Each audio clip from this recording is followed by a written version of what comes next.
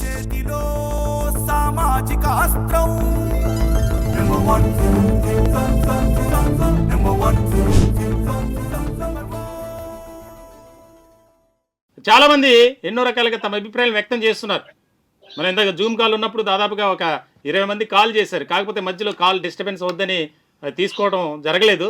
దీనికి సంబంధించి మనకి గణేష్ గారు కడప నుంచి ఫోన్లో సిద్ధంగా ఉన్నారు తన అభిప్రాయం వ్యక్తం చేయడానికి. గణేష్ గారు నమస్తే అండి. సార్ నమస్తే సార్. సార్ మాది కడప. ఓకే సార్ ఇందాక ఇంతకు ముందు ఒక కాలర్ మాట్లాడింది కదా, నేనైతే అస్సలు యాక్సెప్ట్ చేయలేదు. ఎందుకంటే ఆ వర్షం అయిన అమ్మాయి వాళ్ళ ఫ్యామిలీ చాలా పూర్ సార్. అవును పూర్. అంటే ఆ అమ్మాయి ఎట్లా అంటే ఇంకా వాళ్ళ ఇంట్లో ఏం చేయలేదు అనమాట. వాళ్ళ పేరెంట్స్ డబ్బులు ఇవ్వడం అట్లా ఏం చేయరు. అవును. ఆ అమ్మాయి ఇట్లా అఘోరి అని ఆ దీక్ష ఈ దీక్ష అని ముందు ఎవరి దగ్గర గురూజీ దగ్గరికి వెళ్ళేసి ఆయన దగ్గర ఫామ్ హౌస్ లలో ఎంజాయ్ చేసుకుంటా డాన్స్ చేసుకుంటా ఆ అమ్మాయి ఇట్లా అలవాటు అయిపోయింది అనమాట. అవును. అలవాటు అయిపోయిన తర్వాత ఏమైందంటే ఈయన ఉన్నాడు ఫేక్ అఘోరి గారు, వాడు పరిచయం అయిండు. వాడి పరిచయం అయితే ఏం కాదు, వీడంతా నాటకాలు చేస్తున్నాడు, ఇంకా డబ్బులు ఉన్నాయి, మంచి తిరుగుదాము అంటే. ఇప్పుడు ఏమైతుందంటే సార్, ఇప్పుడు ఆడదాని వల్ల కొన్ని రాజ్యాలు కూలిపోయినాయి కదా. ఈఎంఐ ఏం చేసిందంటే నేను ఆడపిల్లని, నేనేం కాదు, నా వల్ల ఏదైనా అవుతుంది, నేనేం చేయగలుగుతాను అని ఒక డ్రామాలో వాడిని, అంటే వాని తప్పు కాదు ఇది, ఈఎంఐ తప్పు. ఈఎంఐ వాడిని నడిపిస్తుంది అనమాట. నీకేంది, నేను సపోర్ట్ ఉన్నా కదా, నేను సపోర్ట్ మనల్ని ఎవరు చేస్తారు అని ఈఎంఐ డ్రామా చేస్తున్నాను అనమాట.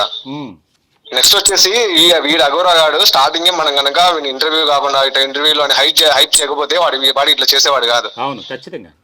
నెక్స్ట్ థింగ్ అంటే ఆ అమ్మాయి ఎట్లంటే వాళ్ళ ఫ్యామిలీ ఎప్పుడు కార్లలో తిరగడం కానీ, బయట చూడడం కానీ, తిరగడం కానీ, ఎంజాయ్ చేయడం కానీ, అంటే అమ్మాయి ఫ్రీడమ్ గా ఉండడం కానీ ఉండదు. ఎందుకంటే బీద కుటుంబాలు ఏమైనా జరిగితే మనం ముఖం ఎత్తుకోలేము, ఏదో అంతో ఇంత ఉండలో బతుకుతున్నాం మనం అనే ఆలోచన వాళ్ళది. ఈఎంఐ ఎట్లంటే ఇంకా కార్లో తిరుగుతాం, జల్సా ఇద్దాము, ఏం కాదులే, ఏమైతుంది, మా పేరెంట్స్ ఏం చేసుకోలేరు, మా పేరెంట్స్ కి ఏం లేదు దిక్కు. అదే కదా, ఇప్పుడు ఆమె వీక్నెస్ నే వీడు ఆసరాగా చేసుకుని ఈ రకమైనటువంటి కార్యక్రమానికి పూనుకున్నాడనే చెప్పాలి. ఎందుకంటే అతని గత చరిత్ర కనుక చూస్తే ఆ స్క్రీన్ మీద కూడా చూస్తున్నాం, డబ్బులు వసూలు చేయటం, తర్వాత బెదిరించడం, తాంత్రిక పూజలని చెప్పడం, డబ్బులు ఇవ్వకపోతే నా మంత్రశక్తులతో మిమ్మల్ని ఏదోటి చేసేస్తా అని చెప్పి డైరెక్ట్గా బెదిరించడం, ఇవన్నీ మనం చూస్తూనే ఉన్నాం. గతంలో ఉన్నటువంటి కేసులు కూడా, దొంగతనం కేసులు, లైంగిక దాడికి సంబంధించినటువంటి కేసులు కూడా.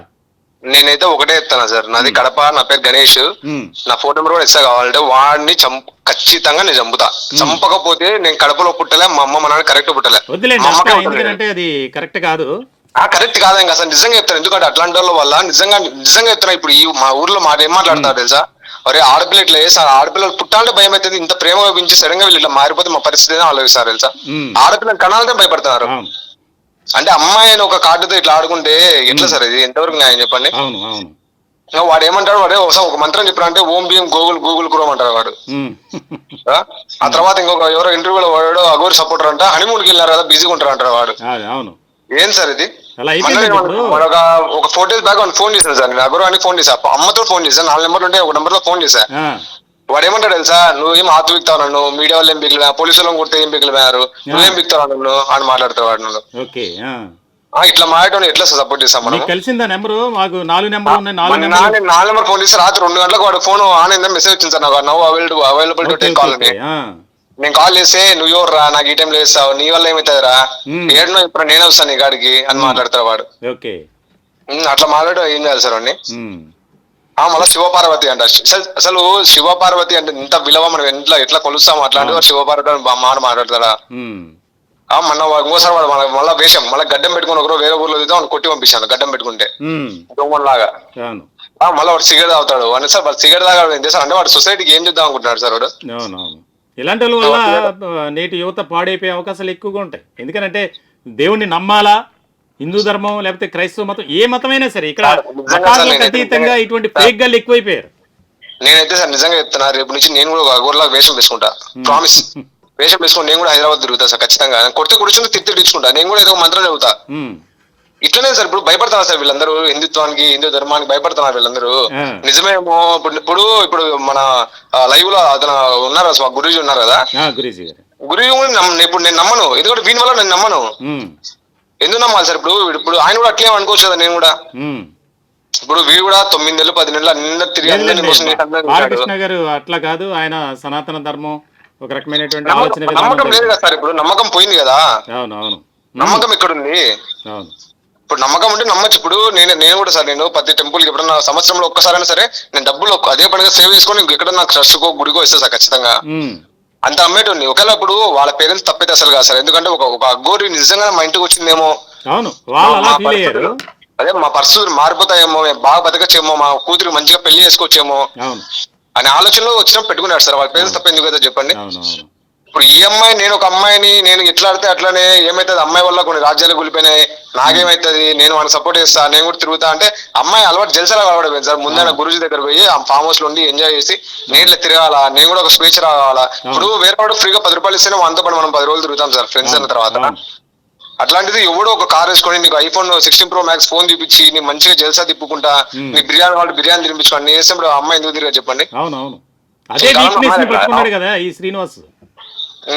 ఈ కాలంలో అమ్మాయిలు ఎలా ఉన్నారు సార్ చెప్పండి మీరే. 10 రూపాయలు డబ్బులు ఇచ్చి అనుకోరు సార్. మావాడు తిరుగుతాడు ఇంట్లో తెలియకుండా సార్. ఇప్పుడు నేను కూడా హైదరాబాద్ లో అయినా సార్, నాకు తెలిసి అమ్మాయిల మెంటాలిటీ ఎలా ఉంటుందని. అమ్మాయిలు చెడ్డ వాళ్ళని చెప్పను, కానీ 80% ఇట్లే ఉన్నారు సార్. అప్పుడు వాళ్ళ ఇష్టం, వాళ్ళు ఏం చేస్తే అది నడుస్తుంది. ఇంకా నేను అమ్మాయిని నన్ను ఏం చేయలేరు, అమ్మాయి ఒక కంప్లైంట్. ఇప్పుడు ఏం హైదరాబాద్ లో హెల్మెట్ లేకపోతే ఒక కేసు పెట్టి అంతా కోర్టుగా కట్టుకొని చెప్తారు. అలాంటిది వాడు అంతమందిని ఫూల్ చేసి అంతమందిని ఇది చేసి తిరుగుతున్నా కూడా పోలీసులు ఏం చేయలేకపోతున్నారు ఎందుకు చెప్పండి. హెల్మెట్ లేకుండా ఇంత ఇష్యూ చేసేవాళ్ళు. అలాంటిది మనము వాడు ఇంత చేసి ఇంత మందిని ఫ్రాడ్ చేసి ఇంత డబ్బులు కలెక్ట్ చేసి ఇన్ని చేసేవాడు. ఈ రోజు అంబేద్కర్ ని తింటాడు సార్ వాడు. సార్ అంబేద్కర్ తిట్టమైంది అసలు నాకు అర్థం కాదు వాడు. సార్ వాడిని అయితే గుర్తు పెట్టుకుని, ఒకవేళ మీకు పోలీసులు చెప్పినా కూడా వాడు కడపకు వచ్చి చచ్చిపోతే నేనే కారణం. సార్ గణేష్, నాది కడప ప్రొద్దుటూరులో ఉంటా, నెంబర్ కావాలని చెప్తాను మీకు. నాదే కారణం, నేనే వాడు చచ్చిపోతే నేనే, వాడు సావుకు నేనే కారణం, వాడిని నేనే చంపేస్తా. వాడు కడపకు ఎంటర్ కావాలని ఖచ్చితంగా చంపేస్తా. మాట అంటే మాట సార్. నన్ను గుర్తుపెట్టుకున్న తర్వాత మీ స్టూడియోకి వస్తా. అసలు మీ స్టూడియోలో పిలిపించి ఆమెకు జాబ్ ఇచ్చి ఇది మా పరిస్థితి అని మీ చైర్మన్ దగ్గర తీసుకోకపోతే మీ చైర్మన్ ఫుల్ చేశాడు, మిమ్మల్ని ఫుల్ చేశాడు. ఆ తర్వాత వాళ్ళ పేరెంట్స్ సార్ మీరు చెప్పండి, ఒక మధ్య తరగతి కాదు మిడిల్ అసలు బిలో యావరేజ్ వాళ్ళ ఫ్యామిలీస్ పరిస్థితి. గుజరాత్ పోవాలంటే ఎంత ఖర్చు అవుతుంది సార్. అట్లాంటిది గుజరాత్ పోయి వాళ్ళ పిల్లని తీసుకొని వస్తే ఈమె ఇంత జిల్సాగా మీ స్టూడియోకి వచ్చి ఆమె బస్ స్టాండ్ నుంచి పారిపోయిందంటే అసలు దాని మైండ్ ఎట్లుంది అసలు. అసలు అట్లుంటే సార్ పేరెంట్స్ అమ్మాయిలు కనాలి ఫీలింగ్ అని వస్తా సార్ వాళ్ళకి. తప్పేలేండి, అదే తన్ని మనం నిందించడం కూడా కరెక్ట్ కాదు. ఒక ట్రాన్స్ లో ఉండి మీరు అన్నట్లు నేను ఏకీభవిస్తా ఖచ్చితంగా. దానికి సంబంధించి భక్తి ముసుగులో కరెక్ట్ కాదంటే మీరే చెప్పండి. ఎగ్జాంపుల్ మీరే చెప్పండి, ఒక ఆడపిల్లని అంతా చేసిన తర్వాత పబ్లిక్ లో ఇంత డ్యామేజ్ అయిపోయిన తర్వాత కూడా వాళ్ళ పేరెంట్స్ మా కూతురు దగ్గర రావాలి తీసుకొని ఇంట్లో పెడితే మళ్ళీ వెళ్ళిపోతే కూడా నువ్వు మంచిదానమ్మా, నువ్వు ఏం చేసా కరెక్ట్, నువ్వు పోవచ్చు, మేము తెచ్చుకుంటున్నావు, నువ్వు పోవచ్చు, నేను తెచ్చుకుంటున్నావు అంటే అది కరెక్టేనా అమ్మాయి చెప్పండి? కరెక్టేనా? కాదు. ఎలా ఉంటుంది? అంత దారుణం చేసిన తర్వాత ఎట్లా సార్ ఆ అమ్మాయిని సపోర్ట్ చేస్తాము? ఓకే, థ్యాంక్ యూ గణేష్ గారు మీ అభిప్రాయం తెలియజేసినందుకు. ప్రతి ఒక్కరూ ఒకటే అంటే వర్షిని సైడ్ నుంచి ఆలోచిస్తే చాలా దారుణమైనటువంటి పరిస్థితి, లేకపోతే ఆమెను నిందించకూడదు. మరి తల్లిదండ్రులకి ఒక రకమైనటువంటి దుఃఖాన్ని మిగిల్చింది, ఒక బాధ, ఆవేదన, ఆందోళన. సామాజిక అస్త్రం number one